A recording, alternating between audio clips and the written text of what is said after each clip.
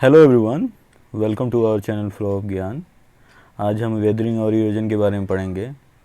Weathering और erosion दोनों में बेसिक डिफरेंस क्या है, कैसे वेदरिंग और इरोजन होते हैं, इनके मैकेनिज़्म क्या हैं, वो सारी चीज़ें डिस्कस करेंगे। तो चलिए डिस्कशन को शुरू करते हैं। सबसे पहले वेदरिंग क्या होता है। कोई भी रॉक है वो फिज़िकली अगर टूटता फूटता है तो वो क्या कहलाता है, वेदरिंग कहलाता है।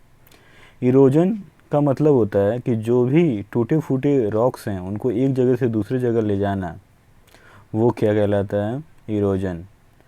इरोजन करने के लिए कुछ मीडियम्स होते हैं जैसे कि वाटर, विंड और आइस।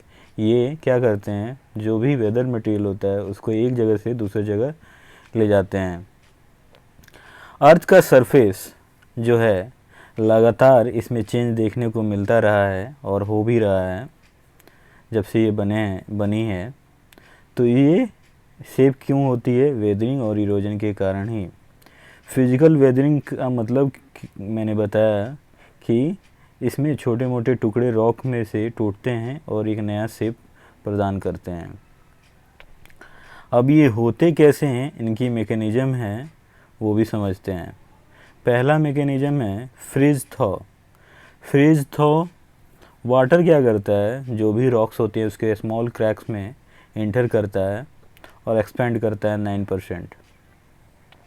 जब ये वाटर अंदर क्रैक्स में इन करता है तो वो और अंदर जाता है और क्या होती है, एक समय के बाद ऊपर वाले पोर्शन क्या होता है, फ्रीज होता है। अंदर में वाटर का प्रेशर बना रहता है। वो प्रेशर क्या करता है, जब टेम्परेचर में चेंजेस देखने को मिलता है 0 डिग्री से ऊपर नीचे, तो वो प्रेशर क्रिएट होता है और उससे क्या होता है, रॉक क्रैक करने लगता है, टूटने लगता है। दूसरा इसमें साल्ट वेदरिंग में क्या होते हैं, जो भी स्मॉल क्रैक्स होते हैं रॉक्स में उसमें क्या होते हैं, ये क्रिस्टल फॉर्म होते हैं। जैसे कि हमें पता है कि लार्ज डायरोनल टेम्परेचर चेंज होता है, जैसे रेगिस्तान में वहाँ एक्सेस ऑफ इवेपोरेशन भी होता है, जो क्या करता है, साल्ट को कंसंट्रेट कर देता है उसके सरफेस लोकेशन पे क्रैक्स में। वो साल्ट क्या करते हैं, बाद में उसमें के वाटर क्या होते हैं, इवेपोरेट हो जाते हैं और वो कम्प्लीटली क्रिस्टल स्ट्रक्चर बनाता है और बाद में रॉक को वो क्रैक करने लगता है। कोस्टल फॉग से भी साल्ट क्या होते हैं, लाए जाते हैं डेजर्ट में, जैसे कि नामीबिया का डेजर्ट है। थर्मल क्रैकिंग डेजर्ट में क्या होते हैं, टेम्परेचर का चेंज बहुत ज़्यादा देखने को मिलता है। रेगुलर एक्सपेंसन और कंट्रक्शन देखने को मिलता है। जो भी मटेरियल्स होते हैं इस रॉक के, उसके इंटरनल स्ट्रक्चर में एक्सपेंसन और कंट्रैक्शन देखने को मिलता है। तो ये मटेरियल क्या होते हैं, एक्सपेंड करते हैं एक लार्ज अमाउंट में जब गर्म होते हैं, और एक इंटरनल स्ट्रेस भी क्या होता है, डेवलप होता है, जो क्या क्या करता है, रॉक को पार्टिकल्स जो होते हैं जो उनको लूज करने लगता है। करने से क्या होते हैं, उसमें धीरे धीरे क्रैक्स पड़ने लगते हैं। उसे बोला जाता है थर्मल क्रैकिंग। अगर कोई रॉक किसी फायर के आसपास है तब भी उसमें क्या होंगे, स्ट्रेसेस डेवलप होने लगेंगे एक्सपेंशन के कारण, क्योंकि फायर क्या करेगा, उसे वार्म करेगा। अब वेदरिंग के लिए कुछ डायग्राम दिखाए गए हैं इसमें फ्रीज थॉ का, तो डायग्राम से भी समझ सकते हैं। उसके बाद साल्ट वेदरिंग का भी इसमें दिखाया गया है, फिर थर्मल क्रैकिंग का भी दिखाया गया है। अब हम चलते हैं केमिकल वेदरिंग की तरफ। केमिकल वेदरिंग, रॉक्स क्या होते हैं, बेसिकली बेसिस से मिलके बने होते हैं। Calcium, magnesium, sodium, potassium, silica, sesqui oxide, ये क्या होते हैं, मेनली एल्युमिनियम होते हैं।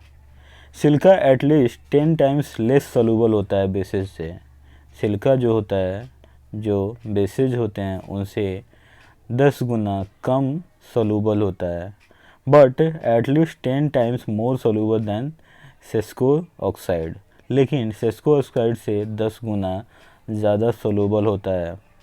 केमिकल वेदरिंग क्या करती है, बेसिज के प्रोपोर्शन को कम कर देती है और सिलिका के प्रोपोर्शन को बढ़ा देती है। एटमॉस्फेयर में क्या होता है कि वेदरिंग ऑफ मिनरल्स देखने को मिलता है। ये क्या करते हैं, ये मिनरल्स की वेदरिंग में, एटमॉस्फेयर क्या करता है मिनरल्स की वेदरिंग में हेल्प करता है। तो गैसेज होते हैं एटमॉस्फेयर में जैसे कि oxygen, water vapour, carbon dioxide, ये वेदरिंग में हेल्प करते हैं। आयरन और ऑक्सीजन क्या करते हैं, आयरन ऑक्साइड प्रोड्यूस करते हैं, रस्ट लग जाता है। A small amount of carbon dioxide from atmosphere dissolved in rainwater make a weak carbonic acid which act to weather rock। जो small amount of carbon dioxide atmosphere से rain water जो बारिश होती है उसमें डिजॉल्व हो जाता है और एक कार्बोनिक एसिड का निर्माण करता है जो कि जिस रॉक पे पड़ेंगे उसको वेदर करने लगेंगे, फिजिकल ब्रेकडाउन करने लगेंगे। More intense rainfall combined with warmer temperature and higher carbon dioxide concentration may increase chemical weathering rates under climate change। अगर ज़्यादा बारिश, बहुत ज़्यादा बारिश देखने को मिलती है और टेम्परेचर भी देखने को मिलता है जैसे कि अभी हो रहा है क्लाइमेट चेंज के कारण, कहीं बहुत ज़्यादा बारिश देखने को मिल रही है, बारिश के बाद एक टेम्परेचर भी देखने को मिल रहा है, धूप जो होती है बहुत तेज़ धूप होती है, तो ये सब क्या करते हैं, एक हायर कार्बन डाइऑक्साइड का कंसंट्रेशन भी देखने को मिलता है जो कि केमिकल वेदरिंग के रेट को बढ़ा देता है। ये किसके कारण हो रहा है, क्लाइमेट चेंज के कारण। अब हम चलते हैं कास्ट। जैसे कि मैंने बताया कि रॉक्स किससे मिलके बने होते हैं, बेसिस से, calcium, magnesium, sodium, potassium, silica and Sesko oxide mainly with aluminium. तो सिलिका क्या होता है, 10 टाइम लेस सोलूबल होता है बेसिस से, लेकिन ये मोर सोलूबल होता है सेस्को ऑक्साइड से, 10 गुना ज़्यादा होता है। तो इसमें क्या होते हैं कि डिजॉल्व रिमूवल होता है वाटर में, वाटर जहाँ रहेगा तो वहाँ रॉक के क्या होंगे, डिजॉल्व रिमूवल होंगे। Water carrying dissolve material, water क्या करता है, जो भी डिजॉल्व मटेरियल होते हैं उनको रिमूव करता है, स्लोप से ग्राउंड की तरफ ले जाता है या सरफेस की तरफ ले जाता है। कंसंट्रेशन जो होता है सोल्यूट का जनरली हाईएस्ट होता है ड्राई क्लाइमेट में। जो सोल्यूट होते हैं जो ज़्यादा मात्रा में होते हैं जैसे कि वाटर, वो क्या करते हैं, ड्राई क्लाइमेट में ज़्यादा होते हैं। Total amount of dissolve material removal is less than waiter area, waiter area में डिजॉल्व मटेरियल की कम होते हैं। जैसे कि मैं लाइम स्टोन मान लूँ, कुछ लाइम स्टोन हैं, मोस्टली जगहों पे पाया जाता है, 90% ऑफ देयर वॉल्यूम क्या करेंगे, डिजॉल्व कर जाएंगे और एक ड्रामेटिक लैंडफॉर्म का निर्माण करेंगे, केप्स का निर्माण करेंगे जिसे हम कहते हैं karst landform. Rapid karst development in wet tropical area can result in amazing rock tower. Karst development होते हैं वेट ट्रॉपिकल एरिया में तो अमेजिंग टावर देखने को मिलता है। एक रॉक क्या होता है, चारों तरफ से रॉक कट गए हैं और बीच में एक बड़ा सा रॉक देखने को मिल रहा है, tower rock. Hot desert area जो होता है स्लोवेस्ट कास्ट डेवलपमेंट देखने को मिलता है क्योंकि वहाँ वाटर की उपलब्धता कम होती है, जो सोल्यूशनल वेदरिंग करेगा वो उसकी मात्रा कम होती है, इसलिए यहाँ पे हॉट डेजर्ट एरिया में रैपिड कास्ट डेवलपमेंट नहीं देखने को मिलते हैं। 50% अर्थ का सरफेस जो है वो वहाँ पे कास्ट डेवलपमेंट देखने को मिलता है। ये समझते हैं डायग्राम के हेल्प से। इसमें दिखाया गया कि ऊपर पौधे लगे हुए हैं, नीचे रॉक्स स्ट्रक्चर हैं, उसके अंदर देखिए कैसे ये इसकी वेदरिंग हुई है। तो ऊपर वाला जो पार्ट है ये यहाँ पे ऊपर की तरफ से जो टावर जैसे स्ट्रक्चर दिख रहे हैं उसको हम बोलते हैं ये वाला स्टैलेक्टाइट, स्टैलेक्टाइट। और जो नीचे की तरफ बन रहे हैं उसको कहते हैं स्टैलेगमाइट, स्टैलेगमाइट। स्टैलेग्माइट। ये ऐसे स्ट्रक्चर बनते हैं क्योंकि ये रॉक्स में देखिए एक सॉल्यूशन पाइप देखने को मिल रहा है, रॉक्स में क्रैक देखने को मिल रहा है। ये क्या कर रहे हैं, इससे वाटर की उपलब्धता उसमें जा रही हैं और रॉक्स को क्या कर रही हैं, वो वेदरिंग कर रही हैं। तो ऐसे ये कास्ट लैंडफॉर्म का निर्माण होता है। अब हम चलते हैं वास्ट प्रोसेस की तरफ। वास्ट प्रोसेस की तरफ चलते हैं। वास्ट में क्या होता है, वाटर का फ्लो क्या करता है, फ्रैगमेंट करता है, मतलब तोड़ता है रॉक्स के स्ट्रक्चर को, जो फ्रैगमेंट हुए रहते हैं, टूटे हुए रहते हैं, उनको अलग करता है और सॉइल से भी अलग करता है और रैपिडली क्या करता है, पिक करता है मटेरियल को सरफेस से और इनको बाय रेन ड्रॉप इम्पैक्ट के वजह से ये होते हैं। ये जो डिटैचमेंट होते हैं सॉइल ग्रेन्स का या रॉक्स के जो फ्रैगमेंट पार्ट हैं उनका, वो रेन ड्रॉप इम्पैक्ट से भी होते हैं। तो वो कैसे होते हैं वो समझते हैं। Friction and cohesion resist moment. Friction और कोहेजन क्या करता है, इस मोमेंट को रेजिस्ट करता है। लेकिन मटेरियल क्या होता है, मूव करना शुरू कर देता है। जब फोर्स जो प्रमोट कर रहा है उसके मूवमेंट को, वो लार्जर हो जाता है रेजिस्टेंस फोर्स से। जैसे रॉक्स के ऊपर से वेदरिंग कैसे होगी, उसका जो रेजिस्टेंस फोर्स है वो कम हो जाएगा और बाहरी जो फोर्स हो ज़्यादा हो जाएगा, तो वहाँ पे वेदरिंग देखने को मिलेगी। Water moves particles in what are called vast process. Water क्या करता है, पार्टिकल को मूव करा कर एक जगह से दूसरी जगह ले जाता है, इस चीज़ को बोला जाता है वास्ट प्रोसेस। इसमें वाश प्रोसेस में पहला है रेन स्प्लैश, दूसरा है रेन वाश, तीसरा है रील वाश। इम्पैक्ट जो रेन ड्रॉप का आता है, जो बारिश होती है, वो क्या करती है, मटेरियल को डिटैच करती है और एयर में क्या करती है, उनको जंप करवाती है। प्लाग क्रीप जो होता है, ह्यूमन क्या कर रहा है, सॉइल क्रीप को एक्सेलरेट कर रहा है। कैसे, प्लाइंग और इसको टीलेज इरोजन भी कहा जाता है। सॉइल क्रीप एक स्लो प्रोसेस है। रेन स्प्लैश बेसिकली क्या है, सेडिमेंट जो होते हैं वो मूव करते हैं आइदर अप और डाउन स्लोप। क्यों करते हैं, ग्रेविटी की वजह से। लेकिन ओवरऑल डाउन स्लोप मोमेंट जो होता है देखने को मिलता है। रेन वाश जहाँ फ्लो जो होती है सरफेस पे सैलो है, वहाँ देखने को मिलता है। Combine effect of rain drop impact देखने को मिलता है, जो कि सेडिमेंट को डिटैच करते हैं और वाटर फ्लो करके सरफेस पे ले जाता है। एक इफेक्टिव और कंबाइंड प्रोसेस को रेन वाश बोला जाता है।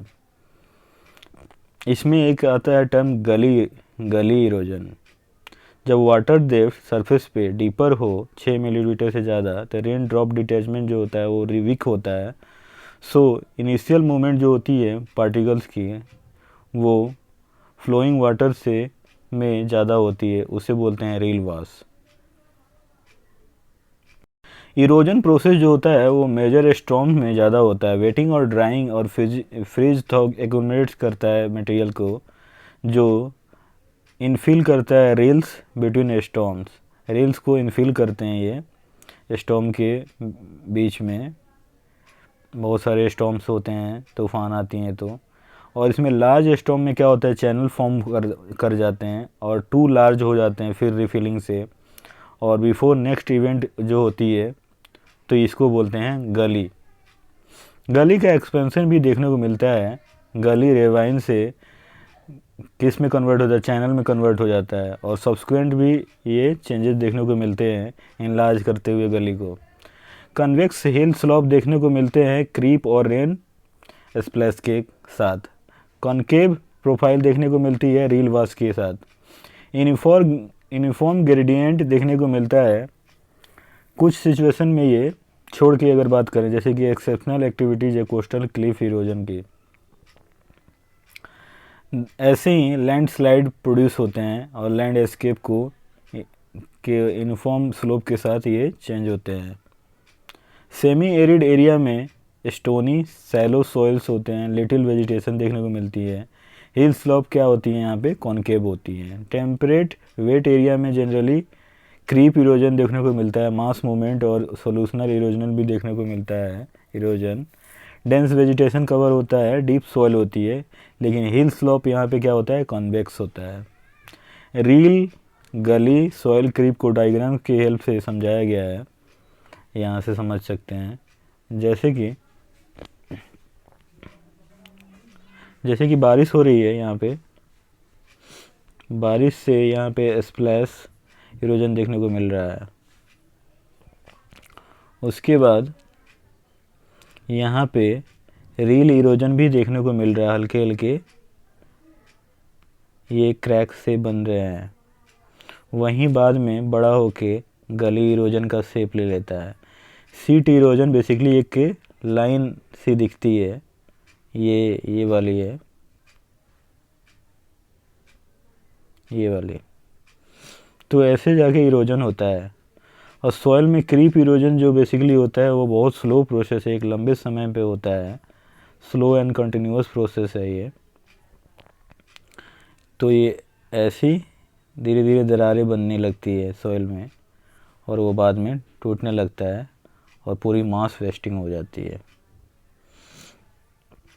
तो इसको डायग्राम के थ्रू समझा दिया गया। एओलियन ट्रांसपोर्ट, ये विंड के कारण होता है। विंड क्या है? इफेक्टिव एजेंट होता है सेडिमेंट का ट्रांसपोर्टेशन करने के लिए। विंड ब्लो सेडिमेंट जो होते हैं, जो विंड क्या करती है, सेडिमेंट को एक जगह से दूसरी जगह लेके जाती है, उसको बोला जाता है एओलियन ट्रांसपोर्ट। एओलियन ट्रांसपोर्ट क्या करता है? एरिड और सेमिड रीजन इन्वायरमेंट में होता है, जहाँ पे वाटर की उपलब्धता कम होती है, लिटिल वाटर होती है। टाइपिकल विंड स्पीड जो होती है, मीडियम साइज ग्रेन जैसे कि 0.5 मिलीमीटर के हैं, ये लार्जेस्ट ग्रेन है, उसको क्या करती है? ट्रांसपोर्ट करती है स्ट्रॉन्ग विंड की हेल्प से। जितना ज़्यादा स्ट्रॉन्ग विंड होगा उतनी ज़्यादा ट्रांसपोर्टेशन होंगी। सहारा का जो डेजर्ट है वहाँ पे ट्रांसपोर्ट देखने को मिलता है, जो कि 260 मिलियन टन पर ईयर देखने को मिलता है। मटेरियल का इतना ज़्यादा ट्रांसपोर्टेशन देखने को मिल रहा है। इसे जो मटेरियल एक जगह से दूसरी जगह ले जाया जाता है, तो वो क्या करता है? यहाँ से उठा के विंड क्या करेगा? दूसरी जगह डिपॉजिट करेगा तो एक डून्स का निर्माण होता है, जिसे सैंड डून्स कहते हैं। विंड की वजह से हो रहा है। इरोजन फीचर इन रॉक्स में जो होते हैं वो फॉर्म किए जाते हैं, क्योंकि सैंड और डस्ट पार्टिकल जो एयर में होते हैं वो एब्रेसिव मटेरियल हैं। वो क्या करते हैं? रॉक पे एब्रेजन करते हैं, तोड़ते फोड़ते हैं। Abrasion by sand is usually close to ground within 2 metres. जो ग्राउंड के 2 मीटर का जगह जो एरिया है, वो वहाँ पे एब्रेजन बाई सैंड देखने को मिलता है। और sand can not be carried very high due to its large size. और सैंड यहाँ पे लार्ज साइज के होते हैं, तो ज़्यादा कैरी नहीं किए जा सकते हैं एक जगह से दूसरी जगह।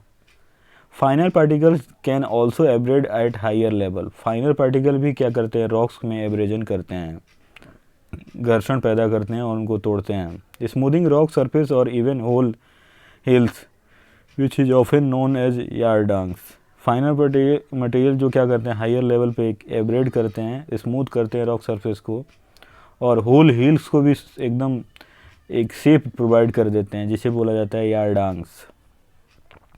एलियन ट्रांसपोर्ट और सैंड ड्यून्स कैसे निर्माण होते हैं वो दिखाया गया है। साल्टेशन यहाँ पे हो रहा है 60 to 1000 माइक्रोमीटर। रेप्टेशन एंड क्रीप देखने को मिल रहा है greater than 500 micrometres. Modified saltation देखने को 70 to 100 माइक्रोमीटर्स के पार्टिकल्स जो हैं यहाँ पे क्या हो रहे हैं कि टर्बुलेंट एडीज का निर्माण हो रहा है विंड की वजह से। और लॉन्ग टर्म सस्पेंशन देखने को रहा है अगर लेस देन 20 माइक्रोमीटर के मटेरियल हैं, तो शॉर्ट टर्म सस्पेंशन देखने को रहा है 20 to 70 माइक्रोमीटर की सब्सटेंस है। तो ऐसे एओलियन ट्रांसपोर्ट होता है, सैंड ड्यून्स का निर्माण होता है। तो वेदरिंग के लिए मैं एक दूसरा भी लेक्चर तैयार करूँगा, उसमें भी आगे फर्दर वेदरिंग के टाइप्स के बारे में बताऊँगा और वेदरिंग कैसे होती है। तो आज के लेक्चर में बस इतना ही। आशा करता हूँ ये वीडियो आप लोगों को अच्छा लगा होगा। अगर अच्छा लगा हो तो लाइक करें, शेयर करें, कमेंट करें। धन्यवाद।